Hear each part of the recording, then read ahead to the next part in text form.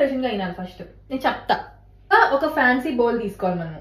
ఇది తిన్నామంటే మనకి లెక్కలేని హెల్త్ బెనిఫిట్స్ వస్తాయి. లేదు లేదు నమ్ము ప్లీజ్. ముందుగా వైట్ రైస్ తీసుకోవాలన్నమాట. వింటున్నావా? చూడు, నీకే కుక్డ్ రైస్ ఉండాలి, బాగా కుక్ అయి ఉండాల. చూడు మా, నువ్వు కమెంట్స్ చేయకూడదు. నార్మల్ సాల్ట్ వేస్తే బెనిఫిట్స్ రావన్నమాట. పింక్ కలర్ ఉండే సాల్ట్ వేయాల. వినిపిస్తుందా? హే అక్కడే నువ్వు పప్పులో కాలేసావు. వేడి కాంచి నీళ్ళు వేస్తే దాంట్లో ఉండే న్యూట్రియన్స్ అన్ని వెళ్ళిపోతాయి. కాలగొడితే చల్లగా ఉండకూడదు. అట్లా వాటర్ వేయాల. ఇలా నీళ్ళు వేసి దీన్ని నీట్గా మిక్స్ చేసుకోవాలన్నమాట. నువ్వు నీకు పేషెన్స్ లేదు మా, నువ్వు కాన్సన్ట్రేషన్ గా వింటం లేదు. నేను చెప్పేది వింటం లేదు. నువ్వు అన్నం అంతా ముక్కలు అయిపోయేలా కలుపుకోవాలి. అన్నం ముక్కలు అవ్వదు, దాన్నే మా ఊర్లో సద్దన్నం అంటారు.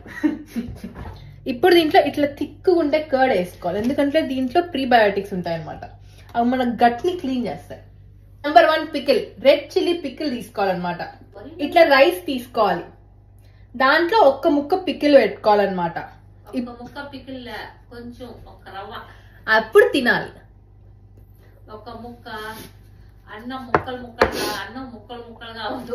పూర్తిగా కూడా తినలేదు.